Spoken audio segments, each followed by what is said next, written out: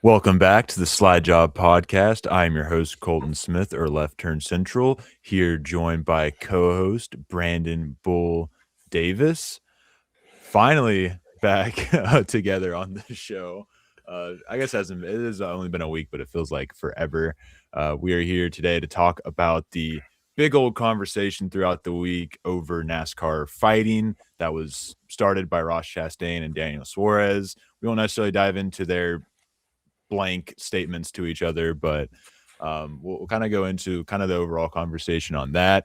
We'll be mentioning the Daniel Dye situation. I think we both had the same opinion on what occurred, but maybe looking at colleagues' options. I think we know what'll end up happening, but yeah. And then lastly, we have. I just wanted to talk about Fox's AI slop and the stupidity of that. So we'll briefly touch on that, and then the fly the flag. We might actually have a pretty good discussion that I kind of alluded to back on Sunday, looking at the results. So we'll have to talk about that then. But first and foremost, Bull, how you doing?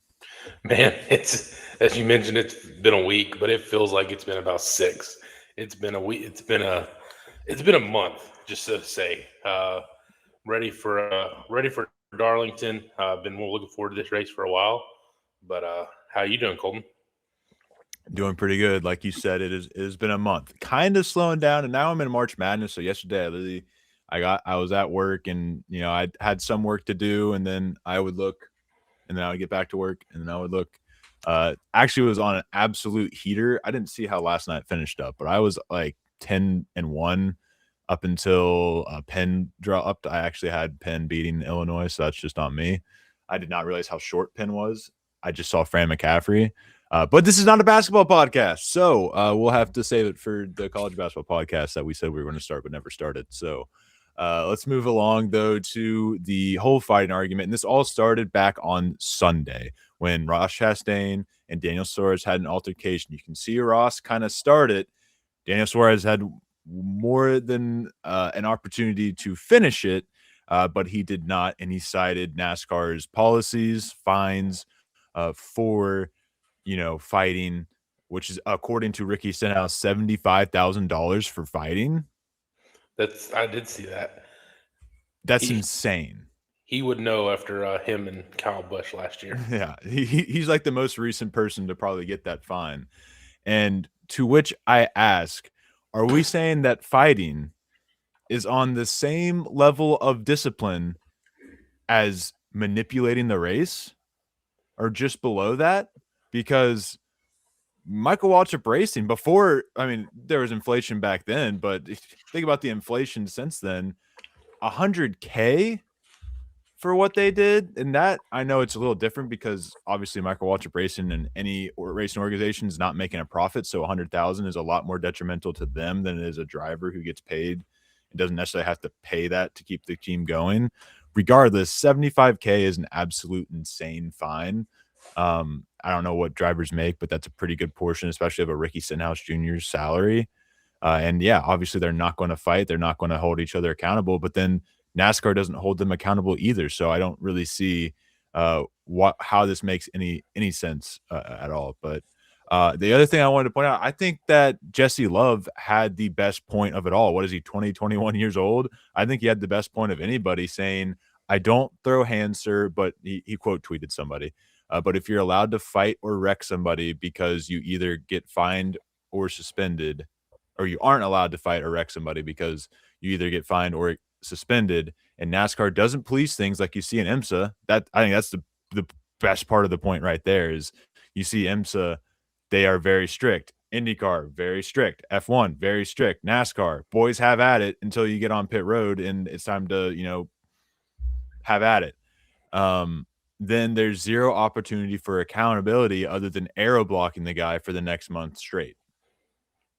Yeah, I, I'm part of the group that after the race is over, we'll get the two drivers, put them in a circle in front of the fans, and let them throw down.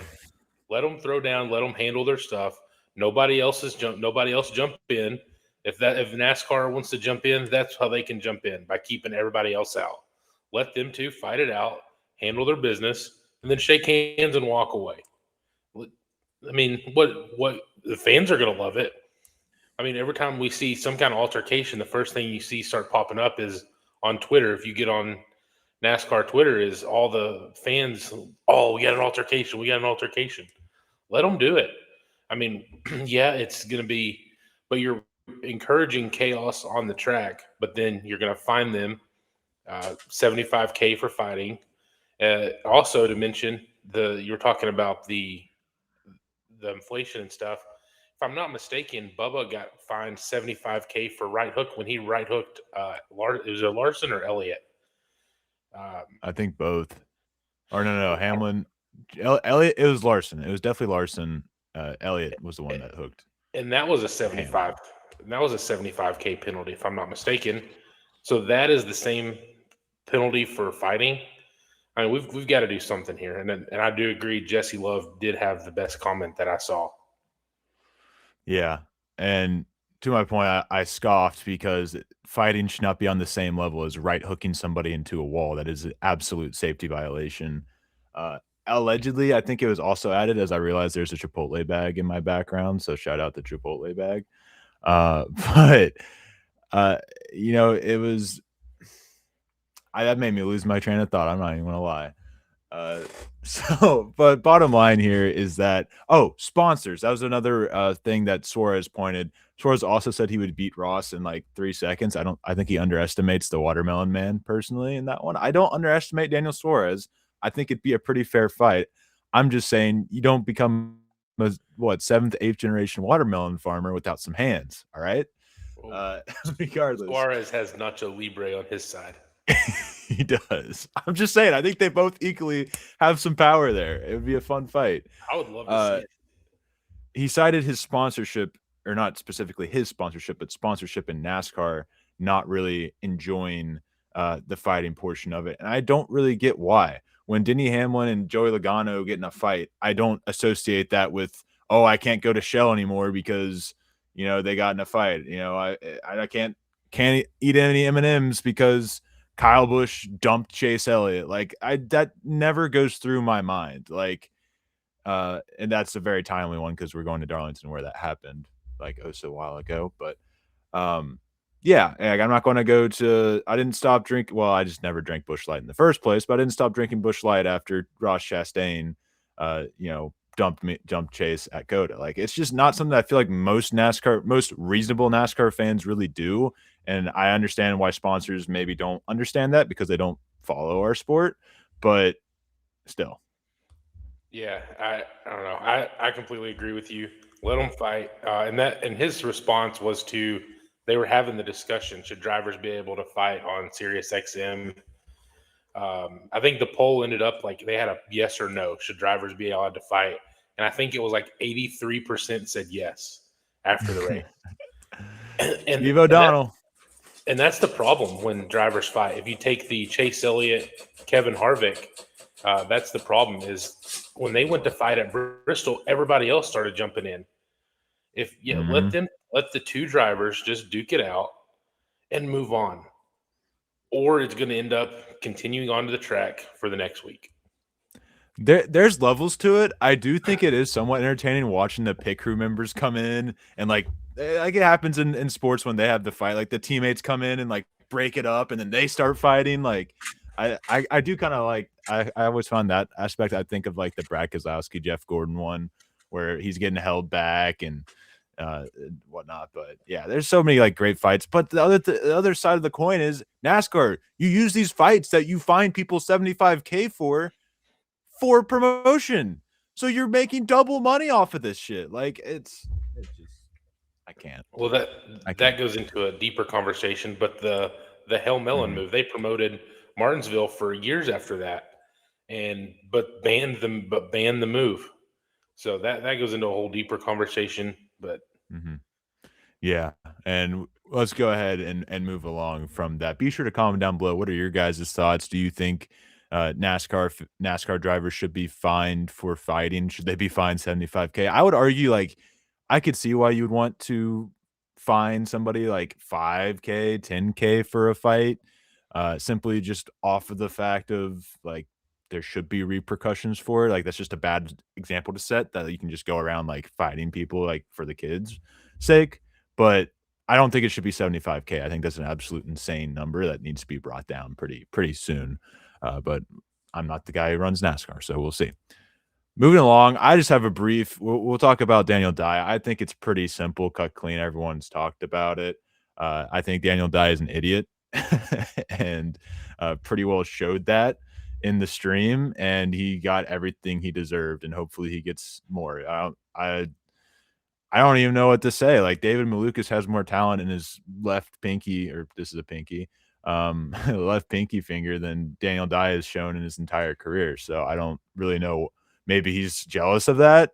And I don't know why he acts like being unaware of a driver in the IndyCar series is like such a flex. But yeah, this Daniel Dye got what he deserved, is my opinion. Yeah, I think you pretty much covered it there. That was ridiculous, and Colleague I think handled it appropriately, and I think that's about it for that one. Yeah, pretty much. Yeah, AJ Allmendinger will be filling in for Daniel Dye in the 10 this week. I was hoping maybe we go back to the old Drive to Survive list and maybe pick up Carson Ferguson. People were campaigning for Landon Huffman. You know, I don't see why that would be such a shame. Like Ferguson's already getting a ride at Martinsville in the fall, so why not give him another opportunity? Darlington would have been a great track for him to show off his driving ability. Maybe not the best track. That's kind of throwing you into the fire for a first race, I guess. But still, I would have loved to see maybe somebody from that series, not Tanner Reif, but somebody from that series to get in that truck. Maybe it still can happen down the road. There'll also be, while we're on the topic of Colleague, they'll be revealing their who's driving the 25 at Rockingham, and I have a feeling it might be Casey Kane. I don't know. That would be sick. That would be pretty sweet. Hopefully so. But anything more on the Colleague and their whole situation? I do wish they would have went to Ferguson. I do hope they give him more shot. I really like him. I watched the Dirt Series a lot. I watched him last year running the Lucas Oil. I really like him. I hope he gets another shot. I know he is getting. I think it's Martinsville in the fall, I believe. Yeah. So I do hope he gets more opportunities. I think he's a hell of a race car driver. So, but we'll be interested to see who they do put in that truck full time. Yeah. My reason I became such a fan of him is watching him win the athletic challenge. Like he's no like unathletic man, but like you just look at him, you look at other people, you're not thinking he did that off of sheer will, man. And that's what got him to the end. So I was a big fan of his. Hopefully Manny Tyrell can turn things around this weekend as well. But last but not least, I got to talk about Fox's AI slop. It all started last week. I think it was last week. I mean, it's been pretty well all season, but it really got attention last week when instead of just putting a clip of Tyler Reddick, you know, burning out after one of his 3 wins this season, they instead made an AI clip of him burning out and put it in their broadcast, whatever. And not broadcast, it was like a promotional thing. Okay.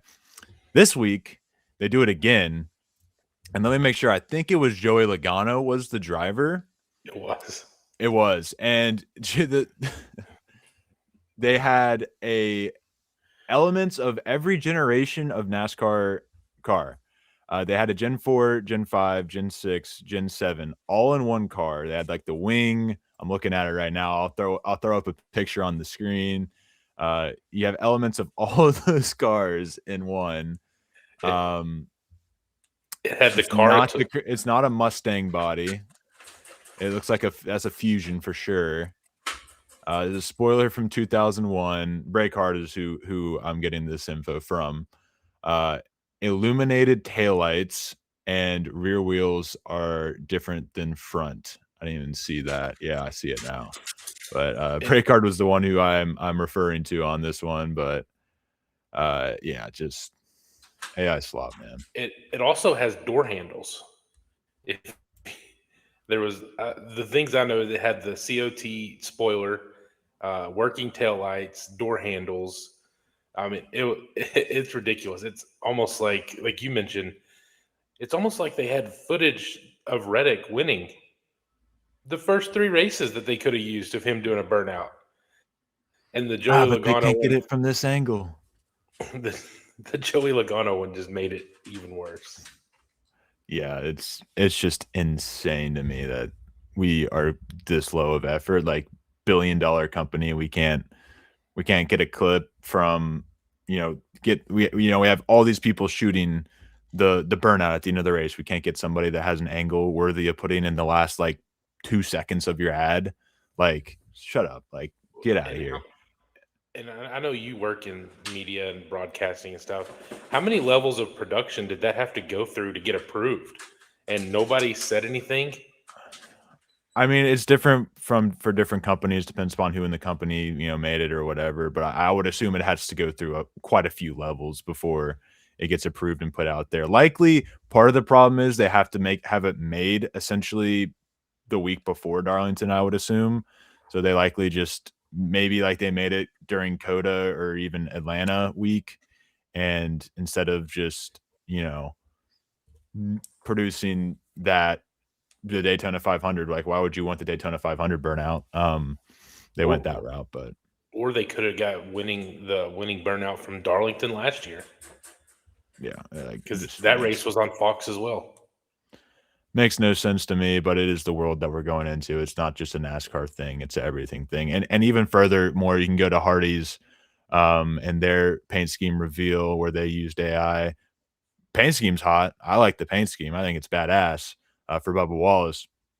And however, if you look at I think it was a Facebook post or something, there's the McDonald's logo on the car.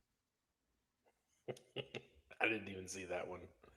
I mean, like, you mean to tell me that this went through chains of marketing and you just didn't notice the McDonald's logo on the car and you posted that?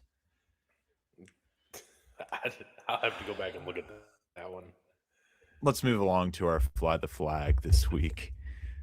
I just the fact I don't even nope, not going there. Fly the flag. They're starting with our main topic for today. There should be no fine for fighting in NASCAR. Green flag. I agree. I think the driver should be able to handle their business. I would rather them do it off the track and fight than do it on the track and right hook somebody. Green flag. Yeah, that's a really good way to put it. I will say yellow because of what I said earlier about, think about how that looks optically to kids. Not that they're necessarily checking the fines, but um, just to have some sort of repercussions, make it a 5K, 10K fine. These drivers do make a lot of money, and that is, a somewhat reasonable fine. But also, if they go no fine for fighting, I'm not going to lose any sleep over it. But Well, I do spin in that middle ground. also you got like the NHL. When they put the gloves off, Very they true. fight until they get to the ground. Once they get to the ground, then they break it up. If Hmm. they should be able to do something like that in NASCAR. Hmm.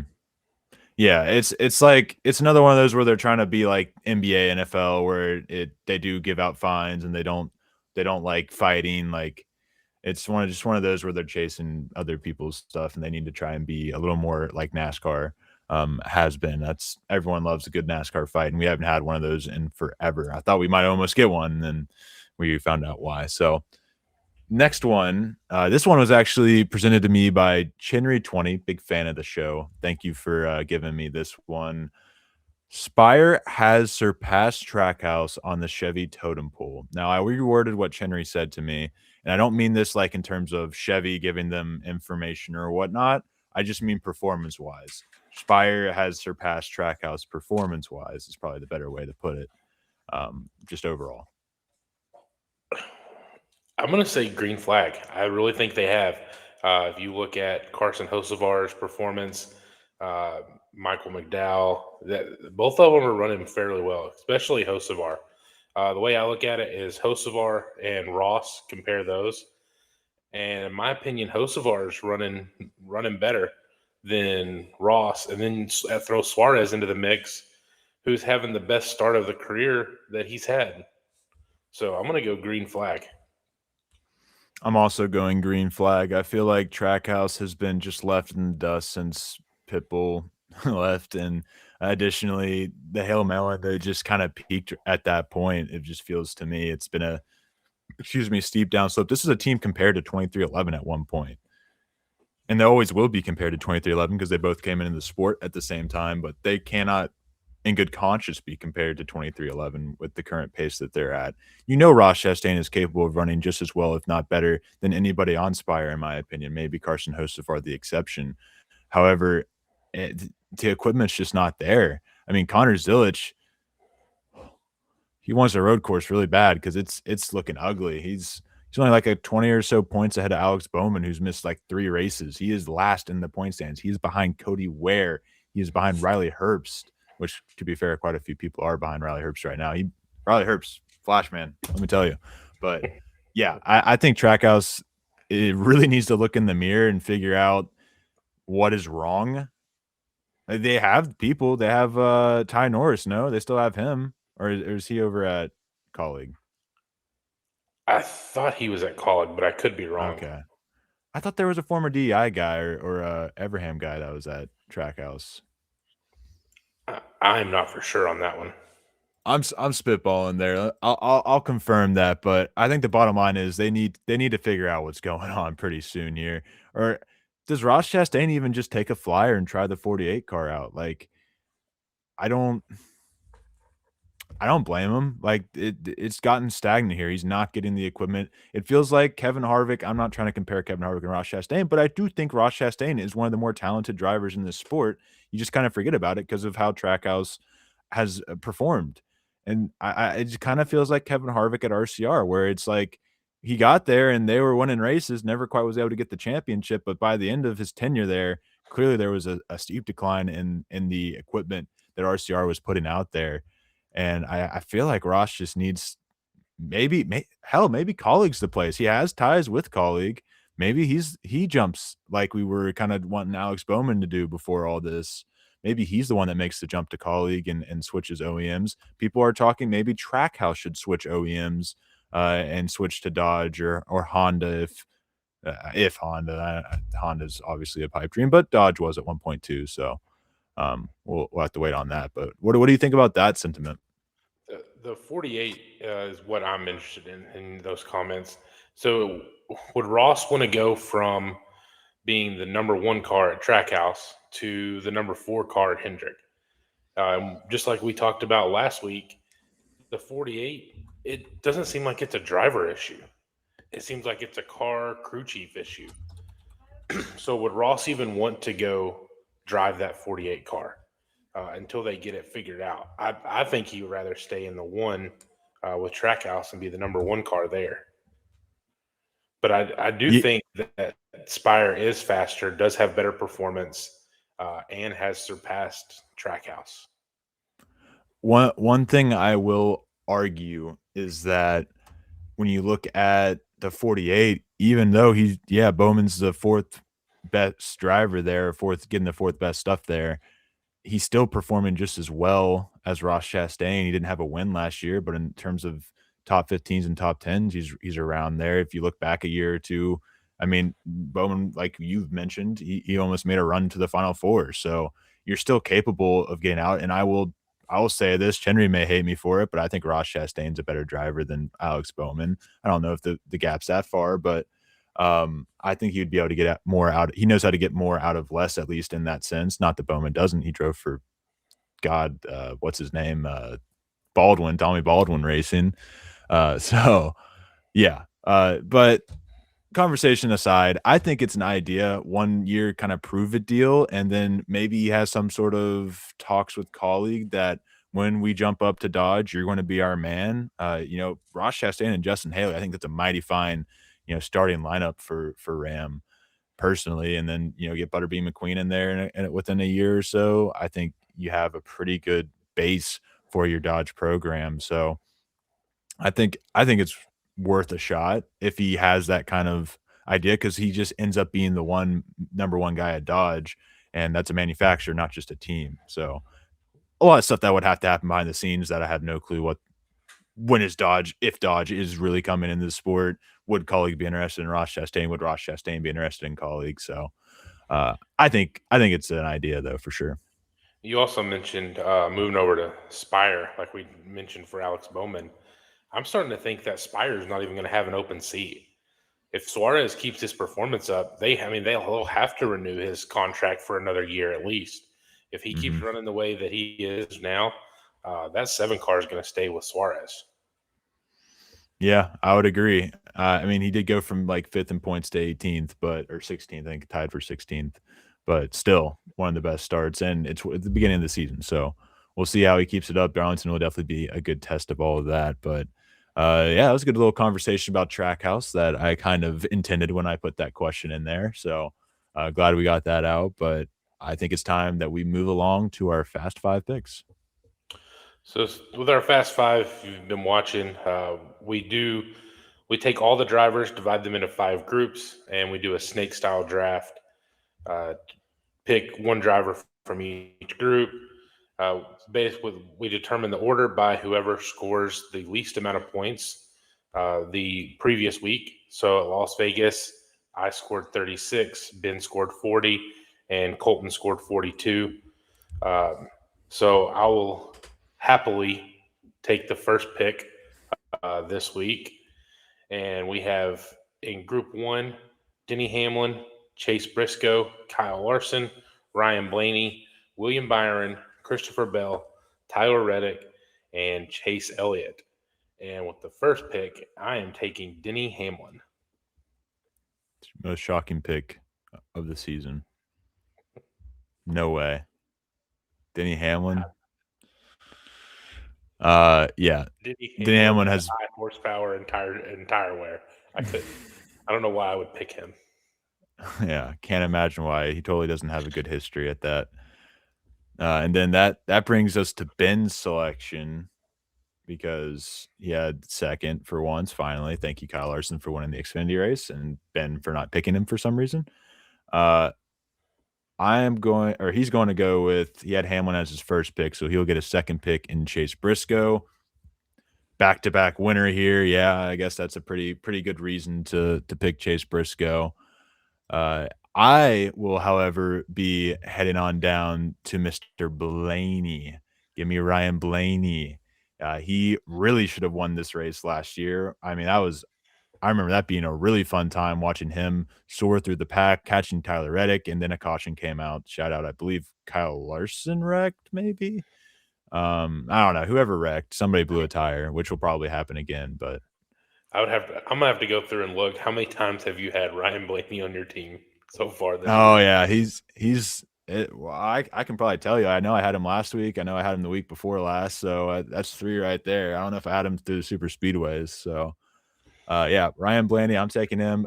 He showed in the one race we've had in this package that he is the dominant car. He gets through the field. And I think he has the history at Darlington that he showed last year as well. That he will at least be a factor in this race.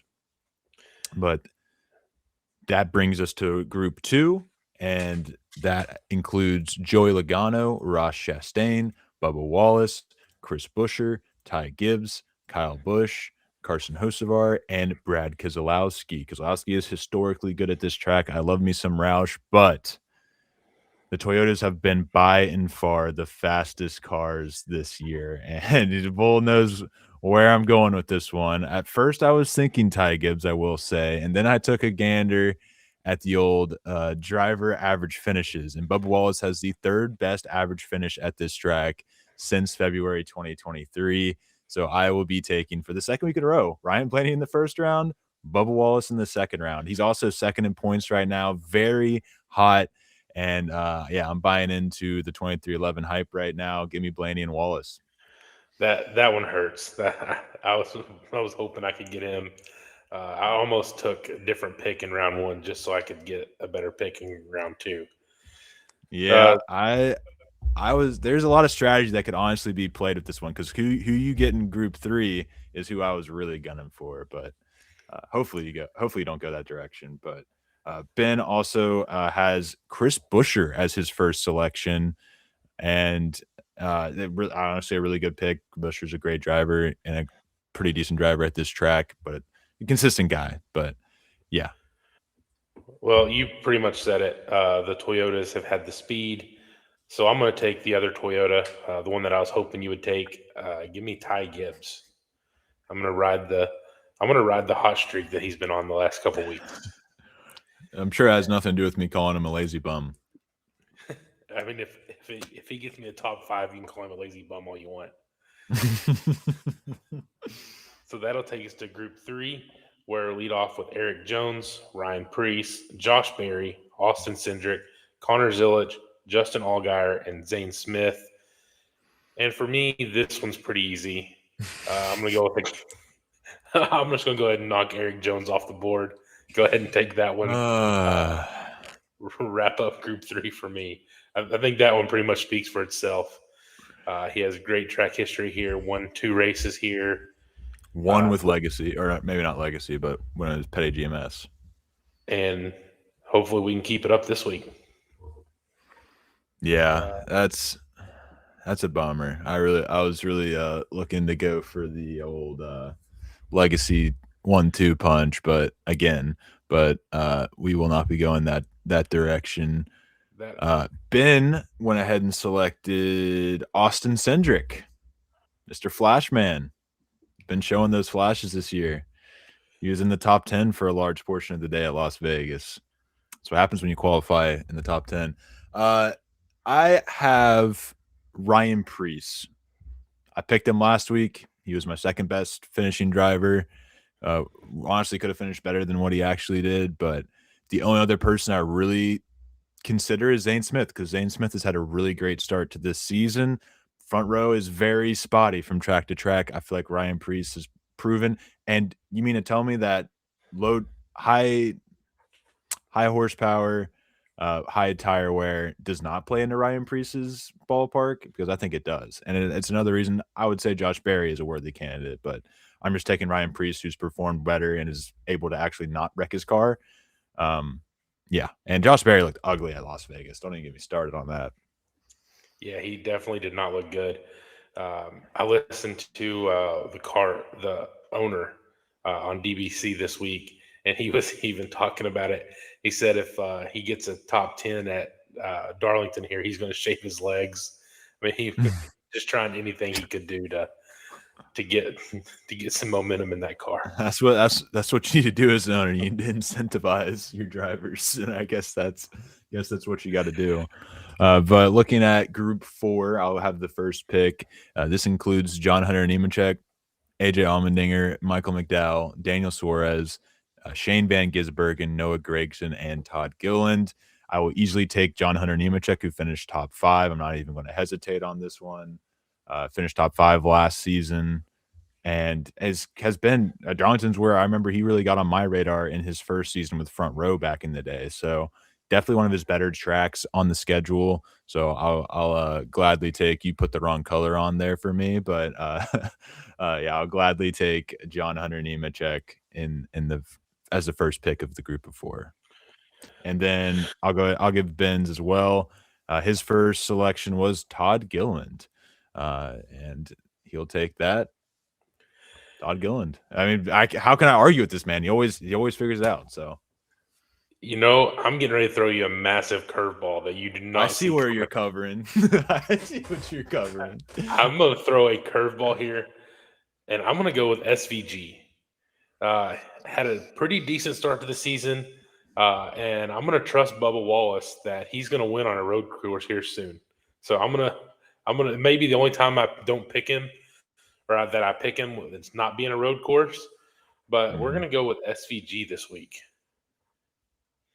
And then that will take us to Group 5, where we lead off with Ricky Stenhouse Jr., Austin Dillon, Cole Custer, Ty Dillon, Cody Ware, Riley Herbst, and Timmy Hill. Timmy! I'm stuck between 2 guys here. I'm going to go with Riley Herbst and the Toyota, showing some flashes. Damn right he is. is. That's a NASCAR iRacing series winner, Timmy Hill, to you. All right. Let's see. I think I already know where Ben went with this one. It's Ty Dillon is his first selection. And then that leaves me with Ricky Stenhouse, Austin Dillon, Cole Custer, Cody Ware, and Timmy Hill.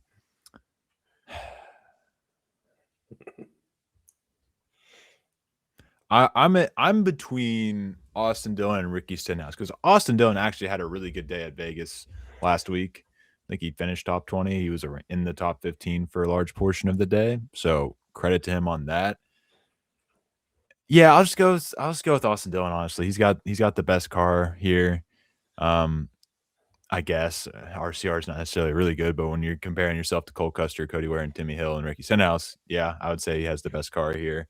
And Darlington is a track. If I look at his average finish, I don't think he has anything too crazy, but I do think he could wheel it to a top 20 maybe. I just don't know if I really see anybody other than Ricky Stenhouse maybe wheeling it to a top 20. So, yeah. One thing that I'm going to mention, if we go back to Group 3 for a second, Mhm. Ben wasn't even interested in Eric Jones. I just find that interesting. I don't know. I know. I mean, I don't know if me and you're like way out in left field again. I mean, he is kicking our ass with this. So, that's what I don't know. Track And history. did you go through the current scores? I did. Or the current scores. For the full scores, Ben has 211, Colton has 199, and I have 159. So also during this, we've been trying to talk about the O'Reilly and the Truck Series more. So we take a winner pick for each series, and if you get it right, you get 10 bonus points. If you get it wrong, you just don't get any bonus points.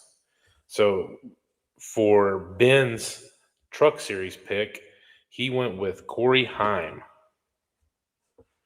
Corey Heim filling in, or not filling in, but driving the number 5 Tricon Toyota, one of his part-time gigs this season. Excuse me, free Heim. My initial reaction does go to Heim because he had 10 wins last season. There was people like Ross Chastain, Carson Hocevar running races in the Truck Series throughout that portion, and he was still able to get wins. I think he even beat Larson a time or two. But I know Ross Chastain is really good at Darlington. That's kind of where he came on the map. I believe he was racing against Kevin Harvick at Darlington. That's kind of where his battle in the Chip Ganassi race in 42 was where he kind of got that. So I think I want to go with my gut and take Ross Chastain to win the Truck Series race. But I'll be pretty pissed if Heim ends up winning. Well, I can't believe y'all are going to leave me Christopher Bell. I'm going to take Christopher Bell in the 62 this week. When's the last time Bell ran a truck race? Honestly, I'm not sure, but it's Christopher Bell and tire wear, and he's in a Toyota. So then that'll take us to the O'Reilly series, and I'll start it off. And I am going to go with Kyle Larson again, with getting the back-to-back Xfinity or O'Reilly series victories. Kyle Larson, please and thank you. And Ben is not going to make it a clean sweep. He is going to go with Christopher Bell for the O'Reilly series. So he's in a Toyota and there's tire wear. You're not wrong. So just to round it out, I've got Denny Hamlin, Ty Gibbs, Eric Jones, SVG, and Riley Herbst. Ben has Chase Briscoe, Chris Buescher, Austin Cindric, Todd Gilliland, and Ty Dillon. And Colton has Ryan Blaney, Bubba Wallace, Ryan Preece, John Hunter Nemechek, and Austin Dillon. Hey, I feel really good about my team. I mean, I say that every week, but I really feel good about the team this week. So would you feel good about your team if I tell you that Bubba Wallace is on baby watch?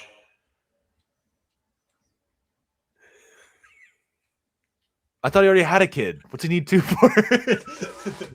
He was there for the first one, right? No, he missed it for a race. He said he is not missing this one. Um, who would be the fill-in driver? Corey Haim? Corey I'm fine Heim. with that. I'm fine with that. So okay, that's fair. If Bubba misses, I'm guessing it would have to be Corey Heim, and Heim, you'll just get whatever that 23 car is. I didn't see that. I've been on Twitter a little more than I should have been this week, and I did not see that anywhere on Twitter. It's because Bull and Bubba are good friends. They know each other like that. That's crazy. All right, well, I'm the biggest fan of I don't know how to put it. You're a big fan of reproduction.